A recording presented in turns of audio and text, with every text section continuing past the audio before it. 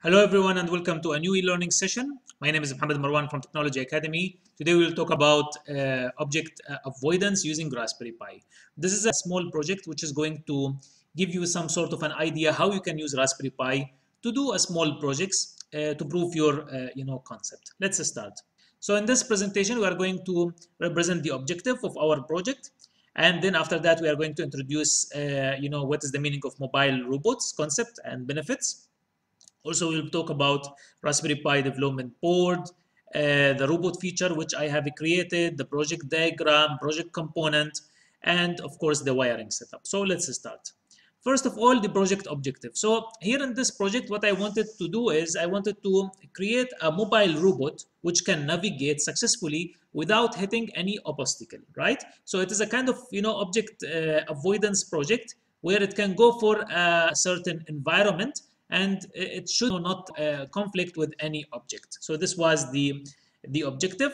So what is the mobile robot? Mobile robot is like any sort of a robot. The robot usually have three components. The first component is sensors, and this sensor is sending data to a sort of a brain, which we call it controller. In our case, it is Raspberry Pi. And then after that, we will have a sort of actuation to perform a certain action if required. So this is actually the components which are required for any sort of a robot. And if we, in case we have a mobile robot, so in addition to that, the robot should be able to navigate successfully in a sort of a environment, real environment. So in short, we have two kind of mobile robot. We have autonomous and we have controlled. From the name, it's very simple to understand. Autonomous means the robot is moving by himself without someone controlling him, and he should avoid the obstacle. For the controlled robot, we are controlling the robot remotely, maybe within the same area or maybe from another area using the network. Some of the application of mobile robot. So mobile robot can work for carrying a heavy item, okay, in general. Also they use a mobile robot for security application, for monitoring, or for moving into areas which maybe it might be dangerous for a human or risky for a human to go. And of course it's used also for delivery, okay, for some restaurant or shipment. And also it is used for some application underwater or for maybe home application like cleaning. Fine, these are some of the applications where mobile robot is utilized. Now in my project, as I explained before, we are going to use Raspberry Pi version 3B+. Why we are going to use Raspberry Pi? Because Raspberry Pi is based on Linux, so Linux is very much secure. It's integrated with many input-output terminal, which we call them GPIO, and also it's having what terminals like USB, Ethernet port, HDMI, etc., etc. And also it is integrated with Wi-Fi, Bluetooth, and it supports many programming language like Java and also Python. Now the robot feature which we are going to demonstrate, first of all, our robot should be able to avoid the obstacle. Our robot also is going to have a face detection. It's also going to give a sort of an alarm, small alarm, in case there is any face which is detected. The robot will be also controlled remotely by a small GUI.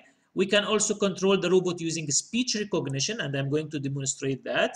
And also we can use forward kinematics robotics technique, okay, for path planning using Python code. So let us go through all of these demonstrations one by one. For us to avoid the obstacle, as you know, we need to use first of all a sort of a sensor. The sensor which I'm going to use here in this project, it's ultrasonic sensor, and the model number is HCSR04. It looks exactly like this. It is having two different parts. The first one is a transmitter and a receiver. Okay, so the transmitter will transmit the RF signal, which is in fact in this range 50 kilohertz, and if there is any obstacle, the signal will be reflected. Fine. And this sensor in fact is going to help us a lot. Why? Because this sensor is capable of calculating the distance. Okay, so how it will calculate? It will calculate by knowing the time between the transmitted signal and the reflected one. So it is a sort of the same concept of a radar, which is going to calculate the speed of the car, right? Here it's going to tell us how much distance between the sensor or the robot and the obstacle, right? So by calculating the time difference between the transmitted and reflected signal, fine, we will be able to know how much distance between the sensor and the object, right? So by using this equation, which is in fact the distance equal the speed of sound multiplied by the time over 2, multiplied by time over 2, fine. Why we divide it over 2? Because if I will not do that, I will get the distance from here going to the object, from object going back to the sensor, fine. So if I will divide over 2, I will get only the distance, fine, between the sensor and the object. This sensor is capable of calculating the distance up to 4 meter, and the measuring angle is 15 degree. The measuring angle is 15 degree, means it is very narrow. It's not a wide range sensor, it is very narrow, fine. This is the demonstration. So we are going to see now how, if I'm going to move my hand, how the distance will be calculated. So let's see. So as you can see, there is no any obstacle, right? And it's showing 40, 50, right? This is the distance. Now I am putting my hand. The distance is reduced. Of course, I'm using Python code for that, okay? So it's calculating the distance. The more far I am moving my hand, the more the distance will increase. Okay, so it is very clear that the sensor is capable of what? Of measuring the distance. Now, to make our project more successful, okay, what we are doing, in fact, there are many, we can say, situation where my robot, when it is navigating through the environment, let us assume I am putting, my sensor here, right? And as I said before, it's only capable of measuring 15 degree, right? 15 degree, very, narrow angle. That is the measurement angle, right? But what will happen if I have a sort of obstacle in these areas, right? Where the sensor will not be able to scan or to catch, right? In this case, my robot will hit some obstacle, right? So what we can do to avoid this problem, we can add another sensor here, and we can add another ultrasonic sensor here. So we can use 3, 4. We can also put behind, correct? Now this is possible. What I have done, I used or utilized one ultrasonic sensor, okay, with or on the top of a servo motor. So this servo motor, what it will do, it will change the angle of the ultrasonic sensor, so that if there is any obstacle in this position or this position, by moving or rotating the ultrasonic, it will be able to catch also these objects, right? So what I am doing, what we are using pulse width modulation, okay, to simulate the analog signal, So if I'm going to provide my pulse width modulation with 1 millisecond, the sensor, or sorry, the servo motor will not move. But if I'm going to increase that, the pulse, if I'm going to increase the pulse to 1.5, for example, it will move for 90 degree. More than that, it will move for 180 degrees. So as you can see, based on the pulse width modulation, I can control my servo motor. This is a demonstration for that. As you can see, this is my sensor. It is positioned on the top of the servo motor. So this is what is available now in my robot. And this is just for you to see how he will be able to understand if there is any obstacle. So as you can see, he knew that there is an obstacle in this area, so he stopped, right? This is actually how it will work in my project. And as you can see here, you can see that everything is connected to Raspberry Pi. This is Raspberry Pi mini PC. In my robot also, I added face detection option. So what this will do, this is going to allow the object to stop or to give an alarm if there is a person, or if a face is detected in a certain area. Maybe it can be used for monitoring, right? So what I'm using a sort of a camera, which I believe it's available here. You can see it here. It's available here. It's not the ultrasonic sensor which is going to see. Ultrasonic sensor is again going just to transmit and receive the RF signal, but the camera is going to be positioned below the sensor. Okay, so I'm using this kind of a webcam, okay, to see if there is any face or not. So let us have this demonstration. Again, this is done all by Raspberry Pi and Python programming. As you can see, there is no face detected. Okay, even if I will try to, mislead the application, as you can see, I'm using a photo for the cat, but he's not saying that this is a human face. I am changing now the photo. Now he's saying that there is a face detected, or here when I'm showing multi-faces, right, he is also detecting successfully. Even for multi-face, he will do that successfully. Okay, and what you can see here, you can see the coordinates for each and every square. For each and every square, the coordinates is available here. Okay, another also feature I added is in case there is any face detected, the alarm should start, right? So let us see if this is also working. This is the camera now, and here I have a face. Can you hear the sound? So this is the sound of the alarm, small alarm, which is Piezo, buzzer, right? This is just an example for that. Also, to control the robot remotely, I created a very, simple GUI just to show the idea on how I can use Python to create a GUI which can control a hardware. Fine. So here, what I'm using tk-enter Python library to create this GUI. Let us have a look.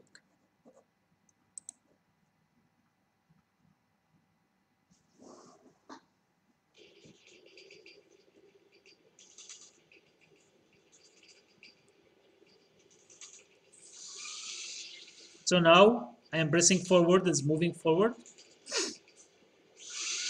I'm pressing backward, it's going back, left, forward.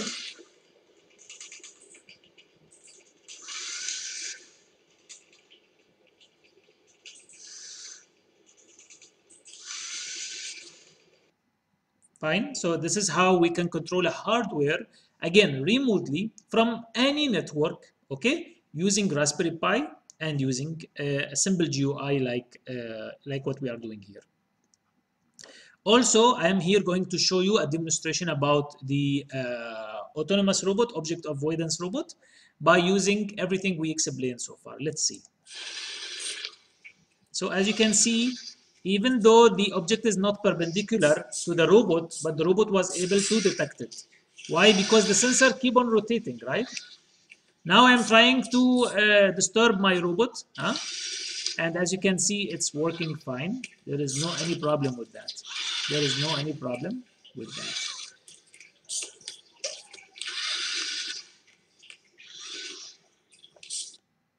Fine. Also, I have added a speech recognition, and here what I'm using, again, I'm using Python library, which is a speech recognition library. Fine. And what I'm doing, I'm controlling the movement of the robot based on my speech, based on a sort of a speech command, right? So basically, my speech is going to, enter to a certain, recognizer. And here I'm using Google Recognizer to transform my speech into a text. And then based on the text which is going to be converted to, it will go and it will apply a sort of an action for my robot. Let us see this demonstration. Left. Straight number 2. Go number 2.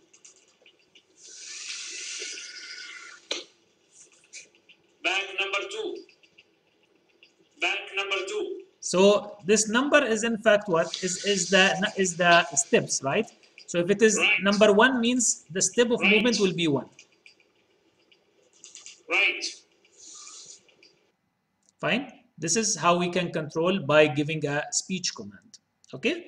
And then finally we will reach to forward kinematics. So what we have here, what we applied here, let us assume that you have a robot, okay, in real scenario. Let us assume we have a robot and we want to go to a certain destination. That is my target, right?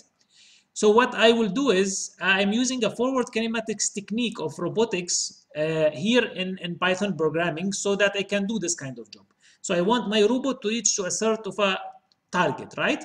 For this to happen, what I need to do, I need first to calculate the distance between the robot and of a origin, axis. So here, if I want to go from the robot to the origin axis, So it is -1 in x-axis and -2 in y-axis, right? So -1 and -2. This is what is available here. And then I should multiply this with what?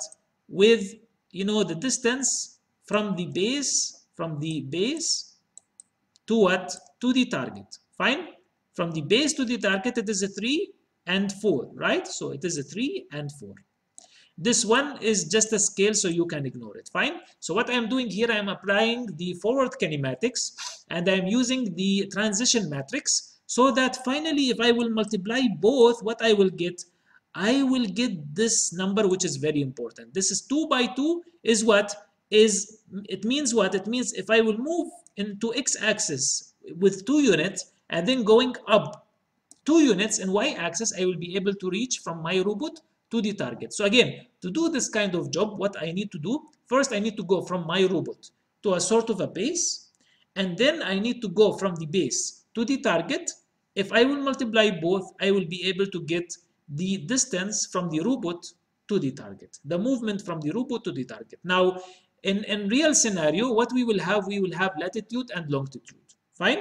Latitude and longitude. This is what we can use so that my robot can reach to a sort of a, you know, target, maybe in the same location or in different location. So what I have done, I created this algorithm using Python.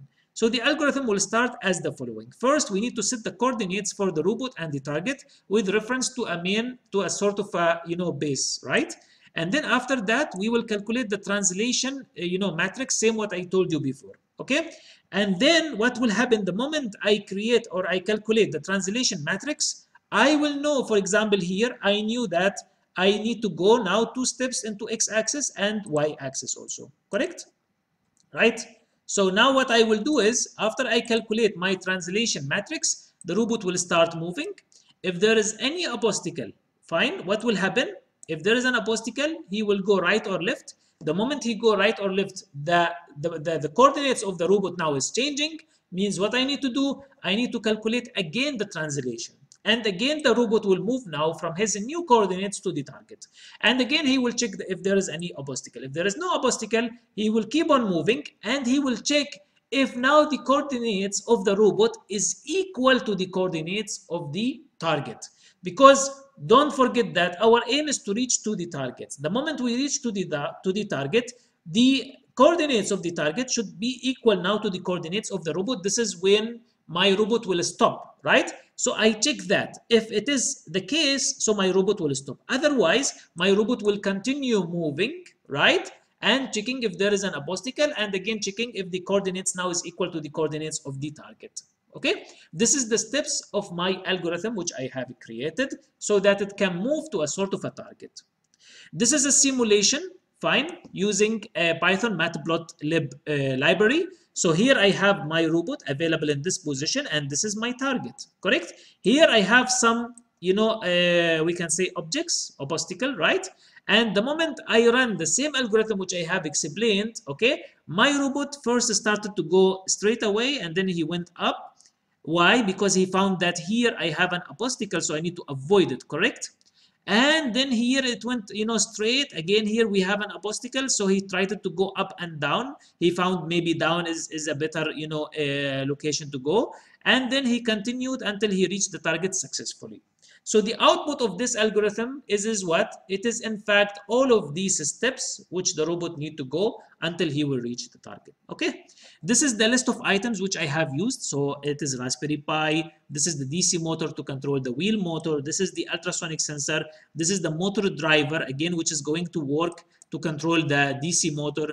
This is the Piezo, you know, buzzer. This is the, you know, the web camera.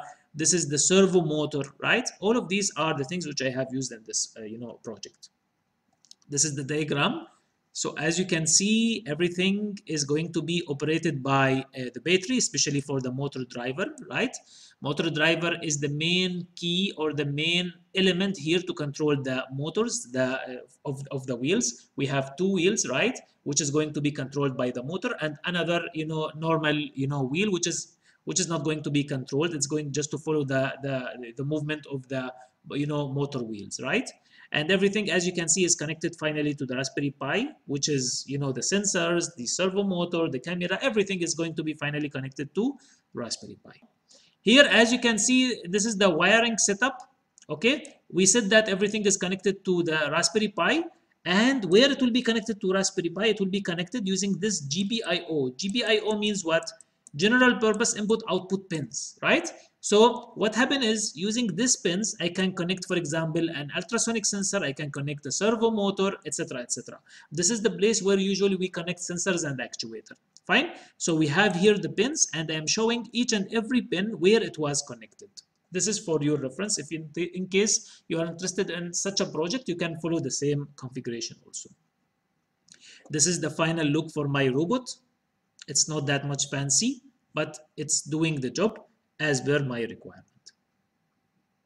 All the codes are available with me, so in case you need any code, you just feel free to contact me, and I will provide you all Python code for each and every demonstration. So this is the end of my short session. Thank you so much. I hope that you have enjoyed the session. If you want to learn more about using Raspberry Pi, don't forget to attend the Raspberry Pi training, where we explain in detail how you can connect, how you can program a sensor on an actuator using Python code, so that in the future you will be able to create similar projects or maybe even better. Thank you so much, and see you in some other sessions. Thank you.